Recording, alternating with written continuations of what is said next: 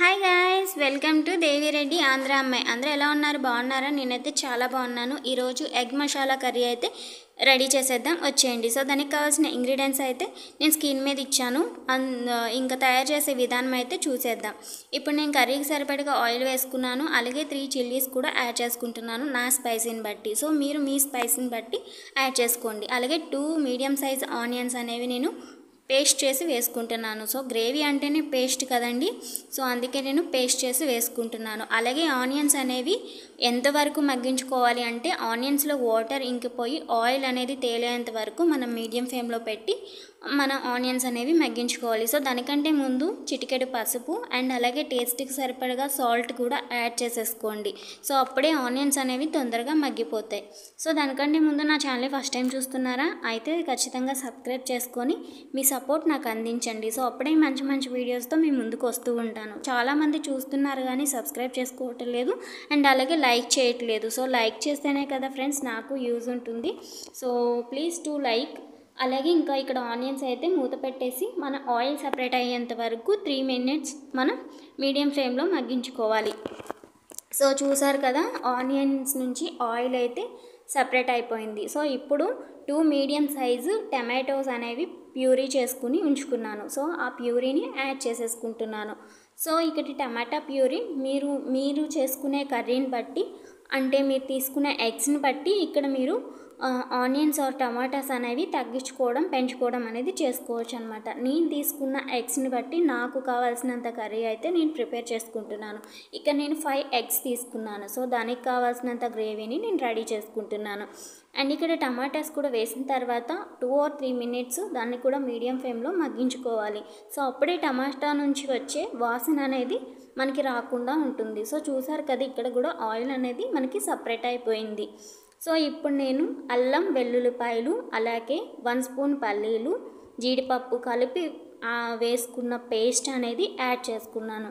అలాగే ఆ పేస్ట్ యొక్క గిన్నెలో కొన్ని వాటర్ యాడ్ చేసుకొని గ్రేవీలో యాడ్ చేసుకుంటున్నాను.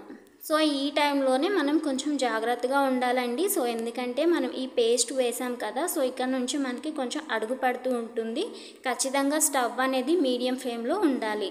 సో మనం కర్రీ కూడా మీడియం ఫ్లేమ్లో ప్రిపేర్ చేసుకోవడం వల్ల చక్కగా బాగా ఉడుకుతుంది అండ్ టేస్ట్ అనేది బాగుంటుంది. హై ఫ్లేమ్లో కనుక గ్రేవీ వండితే మనకు అది తొందరగా అడిగట్టేస్తూ ఉంటుంది అండ్ గ్రేవీ అనేది అంత బాగా రాదు. ఒకసారి మీడియం ఫ్లేమ్లోనే గ్రేవీ అనేది వండి చూడండి, టేస్ట్ చాలా బాగుంటుంది. అండ్ ఇప్పుడు మనం ఒక 3 మినిట్స్ మనం మీడియం ఫ్లేమ్లో పెట్టి మధ్య మధ్యలో కలుపుకుంటూ గ్రేవీ అనేది బాగా మగ్గించుకోవాలి. సో ఇక్కడ చూసారు కదా, ఆయిల్ అనేది చక్కగా తేలుతూ ఉంది. సో ఈ టైంలో మనం బాగా కలుపుకోవాలి. ఇంకా ఇక్కడ మనం స్పైసెస్ యాడ్ చేసుకోవాలి. నేను ఆల్రెడీ బాగా స్పైస్ ఉన్న చిల్లీస్ అనేవి యాడ్ చేసుకున్నాను కాబట్టి, అండ్ అలాగే మా చిల్లీ పౌడర్ కూడా చాలా స్పైస్ ఉంటుంది. సో అందుకే నేను 1.5 స్పూన్ స్పైస్ అయితే యాడ్ చేసుకున్నాను. సో మీరు మీ స్పైస్ని బట్టి స్పైస్ అనేది యాడ్ చేసుకోండి. అలాగే 1 స్పూను ఫుల్గా నేను గరం మసాలా అనేది వేసుకున్నాను. సో మీరు మీ టేస్ట్ని బట్టి గరం మసాలా యాడ్ చేసుకోండి. కొంచెం కోకోనట్ పౌడర్ అయితే యాడ్ చేసుకున్నాను, డ్రై కోకోనట్. అండ్ ఇవన్నీ కూడా బాగా మిక్స్ చేసుకోవాలి. సో చూసారు కదా, చక్కగా మిక్స్ చేసుకోవాలి. నాకు కొంచెం జలుబు చేయడం వల్ల గొంతు వాయిస్ అంత క్లియర్గా వస్తుందో లేదో తెలియట్లేదు. సో చూడండి, చక్కగా మనమైతే బాగా మిక్స్ చేసుకోవాలి. నాకు అక్కడ కొంచెం జలుబు చేసి టైర్డ్గా ఉన్నాను. సో అందుకే నేను కర్రీ వరకు అయితే వీడియో అనేది తీయటం జరిగింది. సో ఇదంతా బాగా మిక్స్ చేసిన తర్వాత ఒక 2 మినిట్స్ మీడియం ఫ్లేమ్లో మూత పెట్టేసి మగ్గించేసుకోండి. సో తర్వాత మనం మగ్గిన తర్వాత ఎగ్స్ అనేవి యాడ్ చేసుకోవాలి. ఇక్కడ ఎగ్స్ అనేవి నేనైతే ఫ్రై చేయలేదు, బట్ మీరు ఫ్రై చేసి వేసుకోండి, చాలా బాగుంటుంది. మా ఇంట్లో ఫ్రై చేస్తే అసలు వేసుకోరు, సో అందుకే నేను ఫ్రై చేయలేదన్నమాట.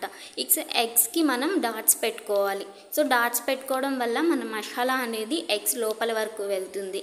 సో చూడండి, అలా చిన్నగా డాట్స్ అయితే పెట్టుకోండి. సో మీకు ఇష్టం ఉన్న వాళ్ళైతే ఇక్కడ చింతపండు కూడా యాడ్ చేసుకుంటారు. సో అది మీ ఇష్టాన్ని బట్టి ఉంటుంది. బట్ నేను చింతపండు అనేది వేయట్లేదు. ఇలా ఒకసారి వండి చూడండి, డెఫినెట్గా నచ్చుతుంది. అండ్ కొత్తిమీర కూడా మీ దగ్గర ఉంటే యాడ్ చేసుకోండి. అలాగే ఇప్పుడు కొన్ని వాటర్ అయితే యాడ్ చేసుకుంటున్నాను. యాక్చువల్లీ ఈ కర్రీకి వాటర్ అయితే ఇంక అవసరం లేదండి. బట్ మన మసాలా అనేది ఎగ్స్ లోపల వరకు వెళ్ళాలంటే కొన్ని వాటర్ అనేది యాడ్ చేసుకోవాలి. సో ఇప్పుడు మనం వాటర్ వేసుకున్న తర్వాత ఒక 3 or 4 minutes మీడియం ఫ్లేమ్లో మూత పెట్టేసి గ్రేవీని బాగా ఉడికించుకోవాలి. సో మీ దగ్గర కొత్తిమీర ఉంటే యాడ్ చేసుకోండి. సో చూసారు కదా, ఇలా అయితే కలిపేసుకొని మూత పెట్టేసి ఒక 3 minutes అయితే వదిలేయండి. అండ్ మయాన్న కలుపుకుంటూ ఒక 3 minutes మీడియం ఫ్లేమ్లో ఉడికించేసుకోండి. సో డెఫినెట్గా ఈ కర్రీ అనేది ఒకసారి ట్రై చేసి చూడండి. ఐ హోప్ ఈ కర్రీ డెఫినెట్గా మీకు నచ్చుతుంది అనుకుంటున్నాను. ట్రై చేసి మీకు ఎలా వచ్చిందో కామెంట్ చేయడం అయితే మర్చిపోకండి. సో చూసారు కదా, కర్రీ అంతా చక్కగా ఆయిల్ అయితే తేలింది. నేను కర్రీ అంతా కూడా మీడియం ఫ్లేమ్లోనే కుక్ చేశాను అనమాట. సో కర్రీ అయితే చాలా బాగుంటుంది. డెఫినెట్గా ఒకసారి ట్రై చేయండి. సో ఈ వీడియో మీకు నచ్చినట్టయితే లైక్ చేయండి, షేర్ చేయండి, సబ్స్క్రైబ్ చేసుకోవడం మాత్రం మర్చిపోకండి. మళ్ళీ ఇంకొక మంచి వీడియోతో మళ్ళీ కలుద్దాం. బాయ్.